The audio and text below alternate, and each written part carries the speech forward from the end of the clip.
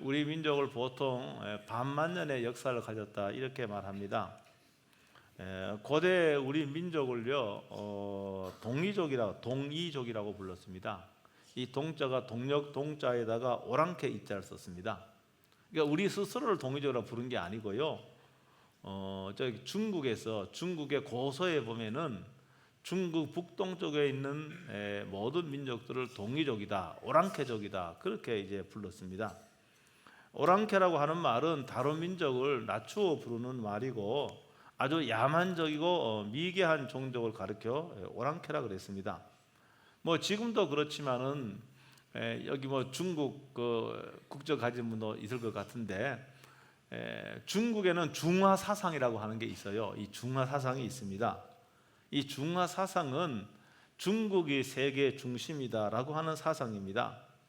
그러다 보니까 중국 동북 쪽에 있는 민족들 총칭해서 동이족이다, 오랑캐족이다 그렇게 불렀습니다. 고대 중국인들이 이제 동이족이라고 오랑캐족이라고 이렇게 했던 민족 가운데 지금까지 나라를 세우고 국가를 보존하는 것은 우리나라하고 일본밖에 뿐입니다. 수많은 민족에서 한때 대륙을 점령을 하고 통일을 이루었지만은 흡수가 되고 사라져간 민족들이 많이 있습니다. 이런 면에서 우리 민족은 아주 특이한 민족입니다. 우리나라가 지정학적으로 이 해양 세력과 대륙 세력이 그 맞붙을 수밖에 없는 그런 위치에 있습니다. 그래서 우리 민족은 항상 외세 침입을 많이 받았습니다. 해양 세력의 침입도 받고 대륙 세력의 침입도 받고 굉장히 많이 받았습니다. 비록 수많은 외세의 침입을 받았지만은 역사를 지켜온 민족의 자존감은 대단합니다. 우리나라는 지금도 중국 사람을 떼놈이라 그럽니다. 저기 일본 사람마다 외놈이라 그럽니다. 세계 빅3 큰 나라인데 그렇게 깔보고 그렇게 부르는 나라는 거의 없습니다. 그런 면에서 우리 민족은 대단한 민족이고 아주 특이한 민족이라 이렇게 생각이 됩니다. 제가 오늘 왜 민족 이야기를 하는가 하면은 제가 오늘부터 몇 주간에 거쳐서 히브리서에 있는 내용으로 은혜를 나누고자 하기 때문에 그렇습니다. 이 히브리라고 하는 말이요, 보통 지금도 그렇지만 이스라엘이 지금의 이스라엘을 총칭하는 말은 히브리라고 하는 말은요 이스라엘의 또 다른 명칭입니다. 그래서 이 히브리라고 하는 것은 좀 얕잡아 부르는 깔보는 그런 호칭이 히브리예요. 히브리란 뜻입니다. 하나님께서요 그 야곱이 그 부모를 떠나서 20년 만에 귀향을 하잖아요. 그래서 야복 강가에서 이 야곱이 천사와 씨름을 합니다. 또 서신서에는 이것을 갖다가 하나님께 간구하고 기도했다라고 되어 있는데 나를 축복하지 주지 않으면 놓아주지 않겠다고 야곱이 생명을 걸고 기도하는 거예요. 이때 뭡니까? 이 천사가요 하나님께서 이스라엘이라고 하는 새로운 이름을 줍니다. 그 이스라엘이라고 하는 이름은 하나님과 겨루어 이겼다는 그런 뜻입니다. 그런데 이 히브리라고 하는 이런 호칭은요 동이족과 같이 다른 민족이 아브라함과 아브라함 자손들에게 히브리인이라 이렇게 붙인 거예요. 창세기 14장에 보면은 팔레스틴으로 이주해온 그 아브라함과 롯이 있습니다. 근데 롯이 전쟁 포로로 붙잡혀 갑니다. 겨우 도망한 자가 와서 아브라함에게 창세기 14장 13절에 뭐라고 이야기하는가 하면 도망한 자가 와서 히브리 사람 아브라함에게 알리니 히브리 사람이라고 되어 있어요. 처음 나옵니다. 그 히브리라고 하는 말은 어원적으로 따질 적에 강을 건넌 자라는 뜻입니다. 아브라함의 원래 고향이 갈대아 우르입니다. 지금의 이락 남부 지역인데 이 지역은요 이제 메소포타미아 문명의 발상지입니다. 이 갈대아 우르는 티그리스와 유프라테스 강 사이에 있는 그런 지역입니다. 아브라함이 그것을 떠나 강을 건넌 거죠. 강을 건너서 하란으로 갔다가 또 남쪽으로 이 팔레스틴에 정착을 하게 됩니다. 그러므로 팔레스타인의 현지인들은 아브라함을 가르쳐 강을 건너온 자다, 이방인이다 그 말입니다. 강을 건너 이방인이다, 히브리인이다.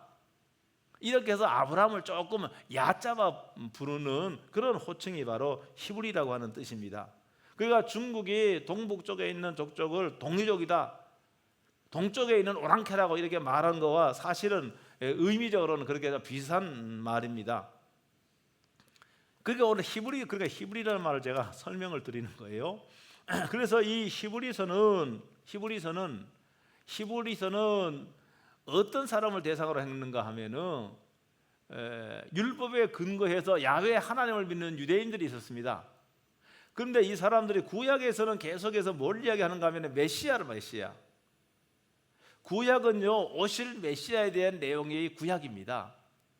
근데 예수님이 오셨어요. 예수님이 오셔서 수많은 율법을 따라 야훼 하나님을 섬기던 사람들 가운데서는 예수님이 구약에서 약속하는 그 메시아다, 구세주다, 이렇게 믿는 사람이 생겨나기 시작했습니다. 여러분, 그 당시에 이런 믿음을 갖는다라고 하는 것은 굉장히 아주 고단한 결정이었습니다. 왜 그런가 하면은 사람과의 관계가 끊어지는 거예요. 왕따를 당하는 겁니다. 그러니까 이게 말하자면은 이게 야훼 하나님을 섬기는 그 공동체에서 구약에서 예언한 메시아가 예수님이다, 예수님을 추종하고 따르는 사람은 왕따를 당해버리는 거예요. 아니, 왕따만 당하면은 그래도 견딜만 하잖아요. 근데 어떻게 되는가 하면 재산을 몰수당하고 추방을 당하는, 여러분, 수많은 손해를 감수해야 됐습니다. 여러분, 그러다 보니까 믿음으로 예수님을 믿었는데 너무 힘이 들고 너무 고난이 많으니까 어떻게 합니까? 이 신앙을 버리고 과거의 구약의 야훼 하나님만 섬기는 그것으로 돌아가려고 하는 사람이 생겼단 말입니다. 그래서 이 히브리서는 뭔가 하면은 그런 사람들에게 뭡니까?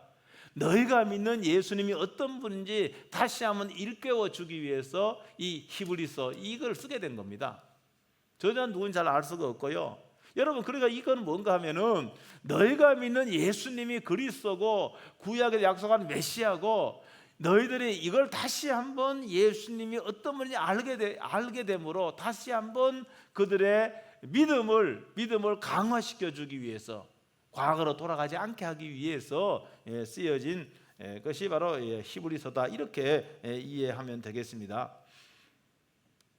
그래서 예수님을 믿는 사람을 우리는 그리스도인이라, 예수님 믿는 사람을 그리스도인이라 그러잖아요. 우린 그리스도인입니다. 이 그리스도인을 한문으로 하면은 기독교인이에요. 똑같은 말입니다. 그리스도인을 크라이스트, 예수님 아닙니까? 그죠? 크라이스트가 그리스도 아닙니까? 크라이스트. 이거를 한문으로 음역을 하면은 기독교인이다 그 말입니다. 그리스도인과 기독교인은 똑같은 말입니다. 그리스도와 기독은 예수님이란 말이에요.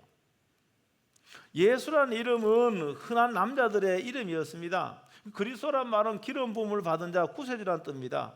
그래서 기독교란 말은 그리스도교를 한자로 음역한 말이고요. 그래서 그리스도교와 기독교는 똑같은 말입니다. 그래서 그리스도 교인이나 기독교인들은 예수님을 그리스도다, 예수님이 구원자다, 예수님이 메시아다, 이걸 믿는 성도들 일컬어 그리스도인이라 그러고 기독교인이라 그럽니다. 여러분, 우리가 믿는 대상을 누구로 이해하느냐에 따라서 신앙이 갈라집니다. 여러분, 지금 여기 다 예배드리고 있지만 여러분이 믿는 예수님을 어떤 분으로 여러분이 믿고 있느냐에 따라서 신앙이 달라지는 거예요. 이거는 과거에도 마찬가지였습니다. 지금도 마찬가지입니다. 여러분, 그러니까 여러분, 믿음의 전제가 되는 게 뭔가 하면은 믿음의 대상인 예수님을 알아야 되는 겁니다. 여러분, 모르고는 믿을 수 없습니다. 무턱대고 믿어라, 이거는 믿음에서 사실 있어서는 안 될 말입니다. 예수님이 누군지 모르고 어떻게 믿습니까? 무턱대고 믿습니까? 그건 아주 비상식적이죠. 비이성적인 것이죠. 그러니까 다시 한번 예수님이 누군지 히브리서에다 분명하게 말하는 거예요. 예수님이 어떤 분인지 반드시 예수님을 믿어야 될 그 당위성을 갖다가 이 편지에서 말씀하고 있는 것이죠. 여러분, 예수님을 잘 모르면은요, 여러분 교회에 나온다고, 저는 그렇습니다. 여러분이 교회에 나온다고 다 여러분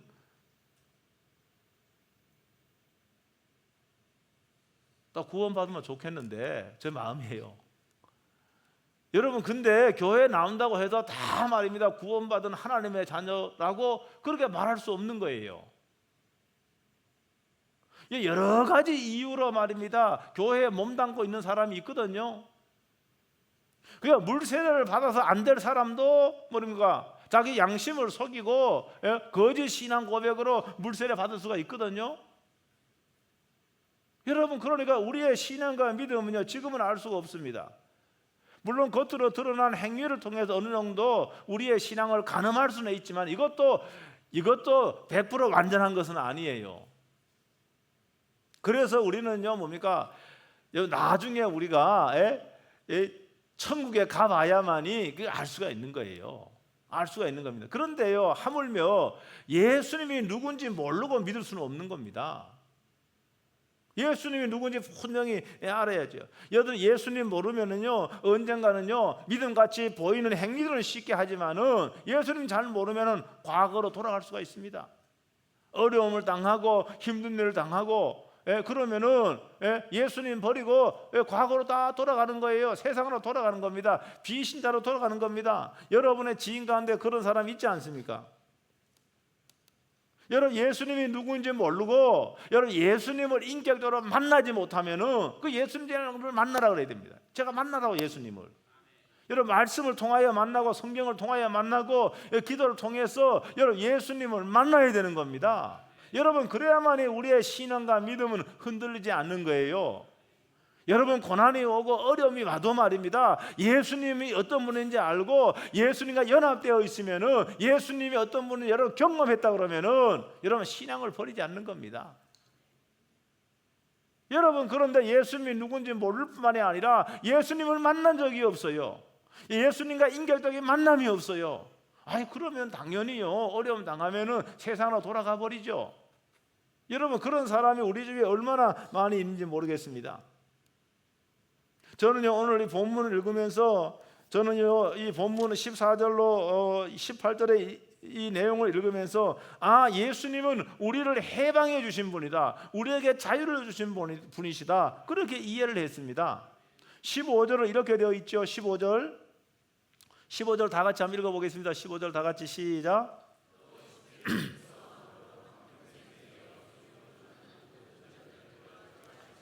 아멘. 여기 보니까 무슨 말은 또 죽기를 무서워함으로 한평생 매여 종로타는 모든 자들을 놓아주려 하심이니. 여러분 우리는요 태어날 때부터 뭡니까 한평생 여러분 묶여 있는 겁니다. 매여 있는 겁니다. 매여 있는 겁니다. 뭐에 매여 있는가 하면 죄에 매여 있는 거예요. 사망과 죽음에 매여 있는 거예요. 사단에 매여 있는 거예요. 여러분과 자연적으로 출생하는 모든 사람들은요 죄에 묶여있고 죽음에 매여있고 사단에 매여있는 거예요. 근데 3절에서는 이미 1장 3절에서 뭐라고 되어 있는가 이렇게 말씀하고 있습니다.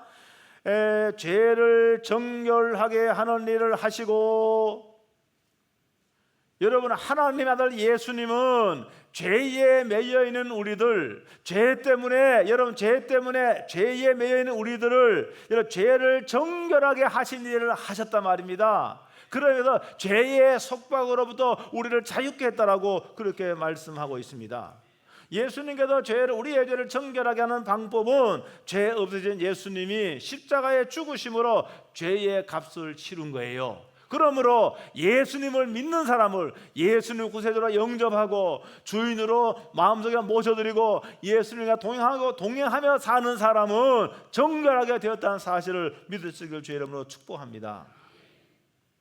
예수님이요 십자가에 죽으심은 우리의 죄 때문이에요. 우리들의 죄 때문에 나를 대신하여 죽으셨기 때문에 예수님의 죽음을 대속의 죽음이다 라고 이렇게 말하는 겁니다. 여러분 우리는 죽게 되어 있습니다. 모든 사람은 다 죽게 되어 있는데 왜 사망과 죽음이 찾아왔습니까? 어떤 사람은요 여러분 어떤 사람은 죽음을 두려워하지 않는 사람도 있습니다.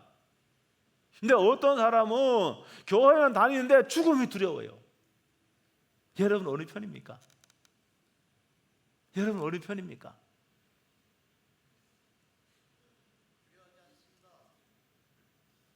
뭐라고요? 여러분, 우리는요 태어날 때부터 뭡니까? 태어날 때부터 우리는 죄와 죽음과 사망에 매여 있다고 이렇게 말하고 있습니다. 그래서 어떤 사람은요 사망을 두려워하는 겁니다. 여러분, 사망은 여러 가지로 설명할 수 있지만 제가 육체의 사망을 말하는 겁니다. 죽는 게 두려워요. 어떻게 수십 년 신앙생활을 하고 늘 기도했는데 죽음이 두렵다고 하면 잘 이해가 됩니까? 잘 이해가 저는 안 돼요.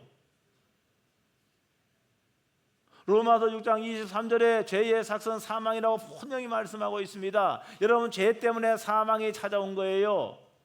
여러분, 죄 때문에 우리가 육체의 죽음을 여러분 다 통과해야 되는 거고, 여러분 죄 때문에 하나님의 관계가 다 끊어진 겁니다. 여러분, 그런 수많은 죄 가운데 가장 큰 죄는 뭔가 하면은 예수님 믿지 않는 죄예요. 뭐 도덕적 윤리적인 죄도 있지요. 근데 가장 큰 죄는요, 여러분 예수님을 믿지 않고 예수님을 예배하지도 않고 예수님을 섬기지 않는 것이 가장 큰 죄입니다. 그 심각한 죄예요. 여러분, 우리 애가 죄가 있으므로 죽음이 찾아오고 죽음 후에는 심판이 있기 때문에 사람이 죽음을 두려워하는 거 아니겠습니까? 사람들 죽음 두려워합니다. 여러분, 올 때 이 땅에 살면 문득 이런 죽음이 여러분의 마음을 어둡게 하지는 않습니까? 사실 죽음은 결코 멀리 있는 게 아니에요. 제가 지난주에 회의 갔다가 오랜만에 한 십몇 년 만에 친구 목사를 잠깐 만났는데, 회의 때문에 잠깐 만났어요. 목사님, 야, 죽음은 잠깐인 것 같아요. 뇌졸중으로 쓰러졌거든요. 난 몰랐는데, 젊은데. 여러분, 그런 애가 죽음이 결코 멀리 있는 게 아닙니다. 우리 모두는 죽음을 향해 가고 있는 겁니다. 여러분, 그런데 오늘 본문 14절은 뭐라고 말씀하고 있는가 하면은 죽음을 통하여 죽음의 세력을 잡은 자 곧 마귀를 멸하시며 이렇게 되어 있습니다. 여러분, 여기 죽음을 통하여 예수님의 죽음을 말하는 겁니다. 예수님이 죽으신 거예요. 죽음을 통하여 죽음의 세력을 잡은 자. 사실 마귀는 죽음의 세력을 잡고 있지 않나요? 이거는요 하나님께 속한 겁니다. 근데 마치 자신이 죽음과 삶을 사단이 주관하는 것처럼 우리를 속이고 있는 겁니다. 우리를 속이고 있는 거예요. 사단이 그런 권세가 있는 게 아니에요. 예수는 우리와 똑같은 육을 취하시고 죽음과 부활을 통하여 사망의 권세를 무너뜨리고 여러분 사망을 처리했다는 거 믿으시길 주의 이름으로 축복합니다. 1세기 그리스도인들이요, 이 두려움이 있어, 죽음에 대한 두려움이 있었을 겁니다. 1세기 박해 시대니까 여러분 신앙과 믿음을 지키고자 하면 육체의 고통, 고문도 따라왔습니다. 고문도 따라왔어요. 아마 죽음에 대한 두려움도 없잖아 있었을 겁니다. 이런 이들에게 오늘 본문은 너희가 죽음을 두려워하지 않아도 된다고 말하고 있는 겁니다. 죽음을 두려워하지 말아라. 특별히 예수님께서 요한복음 11장 25절에 뭐라고 말씀하시냐, 나는 부활이요 생명이니 이렇게 말했잖아요. 나는 부활이요 생명이니. 예수님이 십자가에 죽으시고 무덤에 장사 지냈다가 3일 만에 다시 살아나셨습니다. 그러므로 너희들이 나를 믿는다고 한다면 결코 죽음을 두려워할 필요가 없다라고 이렇게 격려하고 있는 거예요. 나와 같이 언젠가는 영광의 몸으로 여러분 다시 부활한다는 사실을 예수님이 지금 말씀하고 있는 겁니다. 그래서 예수님은 십자가의 죽음과 부활을 통하여 불순종과 유혹을 얻게 된 사단의 권세, 여러분 사단의 권세를 무력화시켜 버린 겁니다. 여러분 사단은요 예수님도 유혹했잖아요. 예수님도 유혹했습니다. 여러분 지금도 베드로 사도의 말씀을 통해서 베드로전서 5장 8절에 보면은 뭐라고 되어 있는가 하면은 대적마귀는 우는 사자같이 두루다니며 삼킬 자를 찾는다라고 되어 있습니다. 그러니까 지금 여러분 사단이 지금 이 땅에서 활동을 하고 있는 것으로 묘사하고 있습니다. 여러분 분명한 사실은요 이런 활동도 제한적이라고 하는 겁니다. 왜 그런가 하면은 예수님의 십자가의 죽음과 부활을 통해서 뭡니까? 여러분 사단을 어떤 죽음의 세력을 잡은 자 곧 마귀를 멸하셨다라고 되어 있거든요. 마귀를 멸하셨다고 되어 있어요. 그러니까 마귀는 지금 제한적인 조금 뭡니까? 이 제한적인 힘을 갖고 그 다음에 이미 그는 모든 멸망할 날을 받아놓고 있는 겁니다. 그래서 제한적인 방법으로 활동을 하고 있는 거예요. 그래서 여기 제가 레이먼드 브라운 박사 그 주석책을 보니까 이분이 그렇게 이야기를 했더라고요. 뭐라고 이야기했는가 하면은 자신이 원래 목사가 되기 전에 집배원이었는데 어느 날은 어느 집에 들어갔는데요, 무시무시하게 생긴 개가요 막 짖고 있는 거예요. 무섭잖아요. 그게요, 무시무시하게 생긴 개가. 그런데 가만히 보니까 뭡니까? 이 목과 그 목이 말이야 세 줄에 묶여 있는 거예요. 그러니까 세 줄이 반경이 얼마 안 되는데 그 안에서는 왔다 갔다 하는 것이지 더 이상 자신에게 접근하지 못하는 거예요. 그래서 자신이 그 배달하는 일을 그 안심하고 할 수가 있었다, 그런 이야기를 하면서요, 뭡니까? 마찬가지입니다. 사단은요 일정 기간 동안 제한적인 힘을 갖고 있을 뿐입니다. 그러니까 우리가요, 여러분, 죄를 지음으로 말미암아 죄를 짓는 것은 자꾸 여러분, 사단의 유혹을 받아 죄를 지을 수 있지만, 사단의 공격으로 죄를 지을 수 있지만, 죄를 짓는 순간은 자꾸 뭡니까? 사단은 가까이, 묶여있는 사단 가까이 가게 되는 거예요. 여러분, 그러니까 우리가 지금요 여기 오늘 분명히 여기 말씀하는 것은 여기가 이 마귀를 멸하셨다라고 되어 있어요. 그러니까 마귀는 예수님도 유혹하고 그렇게 했습니다. 그렇기 때문에 지금도요 제한적으로 우리를 유혹하기도 하고 우리를 공격하기도 할 겁니다. 그런데 여러분, 그들은요 완벽한 힘을 갖고 하는 게 아니에요. 이미 우리는 뭡니까? 예수 그리스도를 믿는 사람이기 때문에 사단이 유혹하고 공격할 적에 주 예수 그리스도 이름으로 명할 수가 있는 겁니다. 이게 우리의 특권이라고 하는 사실 믿으시길 주 여러분 축복합니다. 내가 주 예수 그리스도 이름으로 명하노니 사단아 물러가라, 우리 명할 수가 있는 거예요. 나는 힘이 없지만은 예수 십자가에 죽으시고 부활하신 예수님은 엄청난 능력으로 지금도 이 시간까지 우리와 함께 하시고 우리를 돕고 계시기 때문에 우리는 예수의 이름을 사용해서 물리칠 수가 있는 것이죠. 오늘 여기 말씀해 보니까 16절에 승리하신 예수 그리스도는 하나님 우편에 계셔서 계속하여 믿는 자들을 붙잡아 주신다. 할렐루야. 믿는 자를 붙잡아 주신다 그랬습니다. 예수님은 이 땅에 우리와 똑같은 삶을 사셨고 똑같은 고난을 당하셨고 시험을 당하셨습니다. 그러니까 예수님은 우리를 이해하시고 우리를 동정하시는 분이십니다. 여러분, 이해하고 동정할 뿐만이 아니에요. 참 안 됐다, 불쌍하다, 거기에 그치는 것이 아니라 어떻게 합니까? 예수님 뭡니까? 우리를 직접 도우신다고 하는 사실을 여러분 믿으시길 주 이름으로 축복합니다. 예수님이요 도우실 능력도 있는 거예요. 도우실 의사도 있고 능력이 있는 겁니다. 어떻게 도우시는가? 첫 번째는 어떻게 도우시는가? 여러분, 두려움을 제거하는 겁니다. 여러분, 그래서 오늘 저는 그렇게 생각합니다. 정말로 예수님을 신실하게 믿는 하나님의 자녀라고 한다면은 육체의 죽음도 두려워하지 않아야 된다고 믿습니다.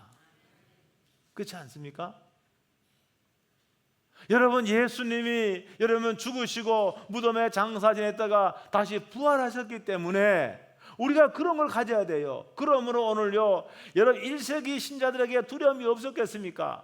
그런데 예수님은 이 말씀을 통해서, 이 편지를 통해서 저들에게 있는 두려움을 제거해 주고 계시는 거예요.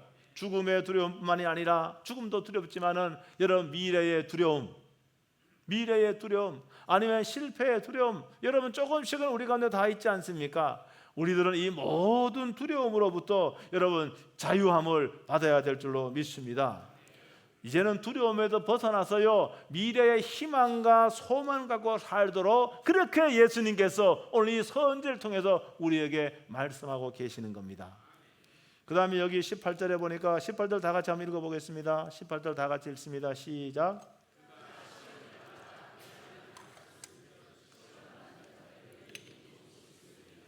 아멘. 그가 시험을 받아 고난을 당하셨은즉, 예수님이 시험을 받아 고난을 당하셨은즉 시험 받는 자들을 능히 도우실 수 있느니라. 아멘. 여러분, 실패했을 적에는요 자비하심으로 우리를 위로하시고요, 고난받을 적에는 우리와 함께 하심으로 우리를 돕고 계시는 거예요.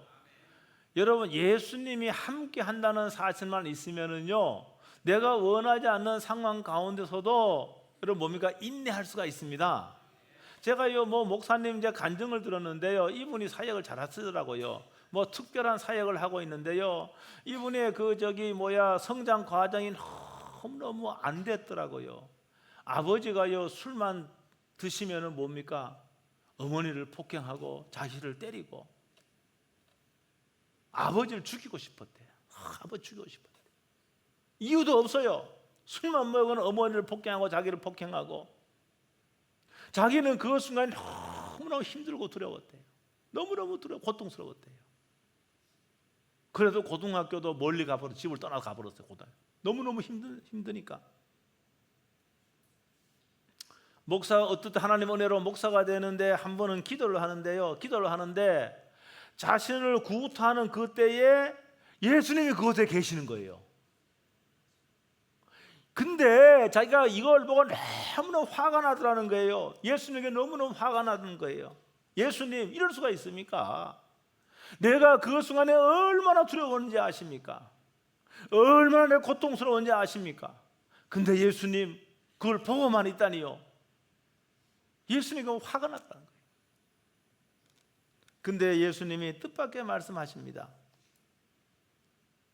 외롭고 두려워 고통스러운 사람들을 나를 대신해서 네가 위로해 주지 않겠느냐고. 네가 이 두려움을 경험하고 네가 이 고통과 아픔을 다 경험해야만이 나를 대신해요 그런 사람을 공감하고 그런 사람을 위로하고 그런 사람을 격려해 주지 않겠느냐고, 이렇게 말씀하시다는 거예요. 여러분, 그러니까 여러분이요 고통을 당하고 두려움 가운데 공포 가운데 있을 적에도 예수님은요 어떻게 합니까? 아프고 쓰린 마음으로 함께 하시는 거예요. 여러분, 그러니까 이런 과정을 통해서 여러분 우리를 다듬어 가시는 겁니다. 우리를 만져 가시는 겁니다. 우리를 치료해 가시는 겁니다. 우리가 그런 과정이 없으면 우리 악한 본성을요, 이 교만한 것이 여러분 이거 해결되지 않는 거예요. 그런 방법밖에 뿐인 겁니다.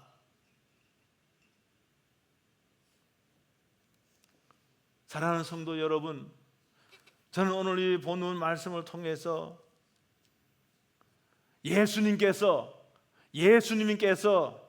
이미 십자가의 죽음과 부활을 통해서 여러분 죄와 그 다음에 사망과 여러분 사단으로부터 우리를 해방시키시고 자유케 해주셨다고 믿습니다. 그래서 여기 오늘 말씀해 보니까 뭐라고 되어 있는가 하면은 여러분 한평생 매여 종노릇하는 모든 자들을 놓아주려 하심이니, 죽기를 무서워함으로 한평생 매여 종노릇하는 모든 자, 사단의 종노릇하고 죄의 종노릇하고 여러분 죽음을 두려워하는 연자들에게 여러분 해방과 자유를 주시기 위해서 예수님이 그 십자가에서 위대한 죽음을 죽으셨고 부활하셨다라고 이렇게 말씀하고 있습니다. 예수님께서는 십자가의 죽음과 부활을 통해서 이들을 다 패배시킨 거예요. 더 이상 우리들은 그들의 노예가 아닙니다. 죄의 노예가 아닙니다. 사망의 노예가 아닙니다. 더 이상 우리는 그것이 아니라 하나님의 거룩한 자녀의 신분으로 우리는 오늘 또 이 시간에 주님과 교제하며 살고 있는 겁니다. 사랑하는 성도 여러분, 저는 여러분이 어떤 상황 가운데인지 알 수가 없습니다.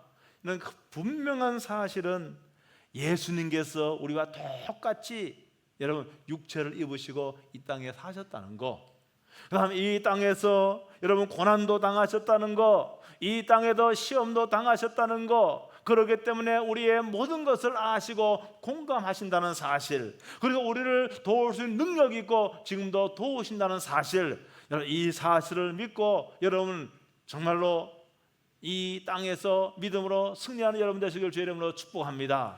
믿음을 버리지 않고 믿음을 붙잡고 주 예수 그리스도 이름을 붙잡고 여러분은 믿음의 걸음걸음 가는 곳마다 여러분의 삶을 통하여 하나님의 역사가 이루어지길 주의 이름으로 축복합니다. 기도하겠습니다. 오늘 말씀 붙잡고 1분 동안 통성으로 기도하겠습니다.